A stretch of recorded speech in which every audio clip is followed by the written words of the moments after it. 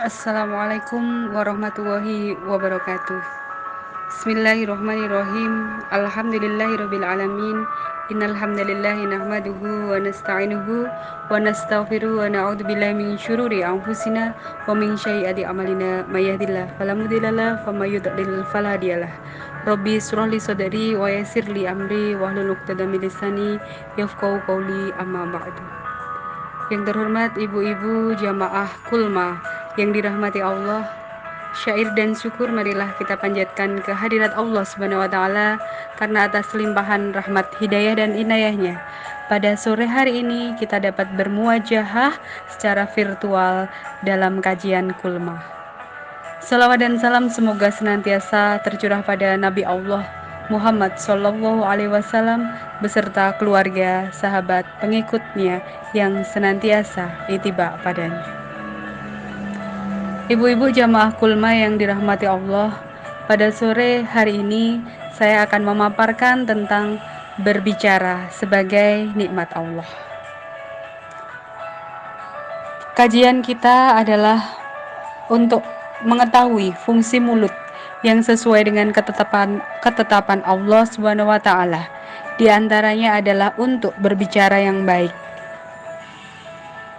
Di antaranya adalah kita mengkaji contoh pengalaman dan pengamalan berbicara yang baik sebagai wujud rasa syukur atas nikmatnya, yakni mensyiarkan salam dan saling sapa, bahkan senyum. Kebiasaan berbicara yang baik atau buruk dibawa sampai menjelang kematian. Kalimat La ilaha illallah Muhammadur Rasulullah sebagai ucapan akhir menjadi bagian penanda seseorang meninggal husnul khotimah. Namun tidak semua orang dapat mengucapkannya, ibu-ibu. Hanya orang yang terpilih yang dapat melakukannya. Kita tentu ingin kalimat itu yang terakhir kita ucapkan. Misalnya dalam konteks sehari-hari, orang yang tidak dibantu atau tidak mendapat pertolongan oleh Allah tidak mungkin dapat melakukannya. Misalnya dalam konteks sehari-hari, orang yang terbiasa berbicara baik maka akan selalu berbicara baik sampai akhir hayatnya. Berbeda dengan orang yang selalu berbicara kotor, berbicara kasar. Nah, ini jika tidak mendapat mukjizat, tidak mendapat pertolongan Allah, naudzubillahi min dzalik, nanti bisa saja hingga akhir hayatnya akan keluar kata-kata yang tidak baik pula. Nah, sebagai contoh untuk kehidupan sehari-hari, jika ada orang yang sudah terbiasa berkata-kata buruk, itu maka mereka enjoy mengatakan hal-hal yang buruk. Misalnya kaki 4 keluar. Nah, ini sudah merupakan kebiasaan sehari-hari yang perlu dihindari. Kita lebih baik memilih kata-kata yang penuh dengan zikir ya, misalnya istighfar, astagfirullah, subhanallah, masya Allah, alhamdulillah, dan kata-kata bijak yang lain. Ibu-ibu yang berbahagia, dari Aisyah berkata, radhiyallahu an, adalah Abu Bakar memiliki doa dan dia berdoa dengannya setiap pagi dan sore. Doanya adalah Allahumma ja'al khaira umri wa akhirahu wa khaira amali khawatimuha wa khaira ayyami yauma alqa'ah, yang artinya, ya Allah, jadikanlah sebaik-baik umurku pada umurku yang paling akhir dan sebaik-baiknya amalku pada penutup atau pungkasan amal, dan sebaik-baik hariku adalah hari bertemu dengan Engkau.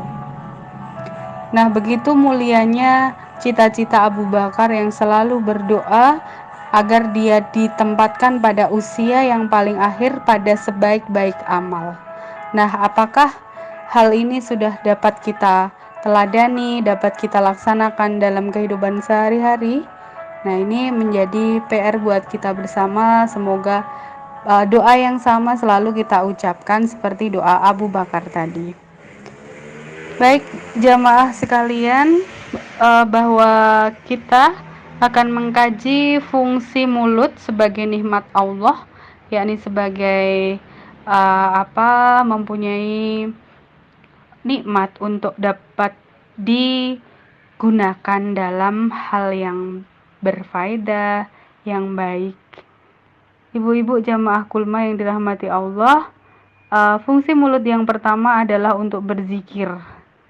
Di samping berfungsi untuk mensyiarkan salam dan saling sapa, mulut juga berfungsi untuk berzikir. Sudahkah kita pahami bahwa berzikir tidak sekadar dengan hati, tetapi juga dengan mulut, meskipun hanya syir. Perintah Allah Subhanahu wa taala dalam berzikir diantaranya adalah fadkuruni adkurkum, maka ingatlah kepadaku, aku pun akan ingat pada kalian.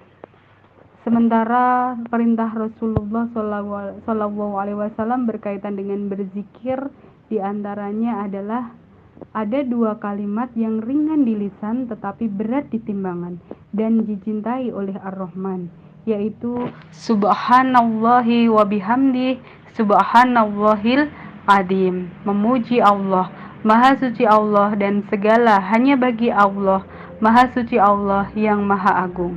Muttafaq alaih. Jelas bagi kita menurut ayat dan hadis tersebut, mulut berfungsi untuk berzikir. Dalam pengertian luas, sholat juga merupakan zikir. Nah, dalam kehidupan sehari-hari orang menggunakan waktu untuk berzikir hanya dalam hitungan menit, tetapi menggunakan waktu untuk hal lain yang tidak bermanfaat, misalnya bermain gadget dalam waktu yang lama, itu justru malah lebih lama daripada ia sholat dan berzikir. Nah, ini merupakan hal yang kontradiktif dalam kehidupan kita sehari-hari. Ibu-ibu dapat melakukan zikir dalam keadaan apapun atau dalam aktivitas apapun. Ini menarik ya. Misalnya kita sambil mencuci berzikir, sambil ngepel berzikir, sambil apalagi ya, kalau ibu-ibu di rumah itu kan pekerjaannya banyak ya, ada nyetrika yang pokoknya awalannya NY gitu ya, nyapu, nyetrika, ngepel, masak. Nah, ini bisa dilakukan semuanya dengan ditambahkan zikir. Selain mendapat pahala berzikir, juga pekerjaan insya Allah menjadi lebih ringan. Amin. Baik, untuk yang kedua, fungsi mulut adalah untuk berbicara yang benar. Selain berfungsi untuk berbicara yang baik, mulut berfungsi untuk berbicara yang benar. Ya ayyuhalladzina amanu taqullaha wa qulu qaulan sadidan. Hai orang-orang yang beriman, bertakwalah kamu kepada Allah dan katakanlah perkataan yang benar, yaitu jujur. Seperti kita meneladani Nabi itu mempunyai sifat jujur. Selain jujur, juga sidik, juga tablik, dan faton. Nah, fungsi mulut yang ketiga adalah untuk bersedekah. Fungsi mulut selanjutnya adalah untuk bersedekah, yaitu dengan cara tersenyum. Silahkan ibu-ibu tersenyum 2 cm samping kiri, 2 cm samping kanan. Nah, sambil ngaca pasti ibu-ibu cantik. Nah, begitu. Nah, itu ada yang praktik kayaknya di rumah.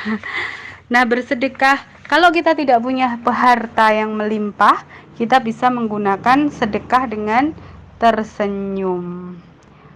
Ini ada hadisnya, yaitu tabassumuka fi wajhi ahika laka shadaqatun. Senyummu di hadapan saudaramu adalah bernilai sedekah bagimu.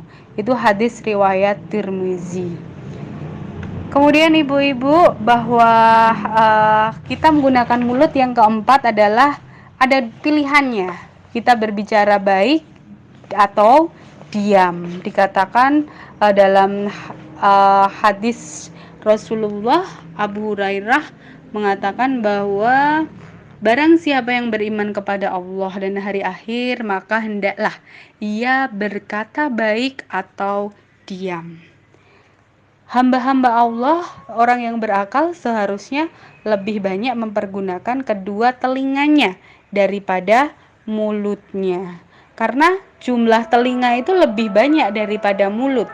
Dia perlu menyadari ya, bahwa yang diberikan itu hanya satu mulut, sedangkan yang telinga itu ada 2. supaya dia lebih banyak mendengar daripada berbicara. Seringkali orang menyesal setelah dia mengatakan sesuatu, tetapi kalau dia tidak mengatakan itu, maka dia tidak akan menyesal. Nah, inilah kita sering seperti itu. Ibu-ibu jamaah yang dirahmati oleh Allah, bahwa kita perlu mengontrol apa yang akan kita katakan. Karena apa? Perkataan atau ucapan yang baik atau yang buruk sekalipun itu merefleksikan kebaikan iman seseorang. Yang baik saja itu yang merefleksikan iman seseorang. Kalau berbicara buruk, pastinya dia bukan hamba yang beriman.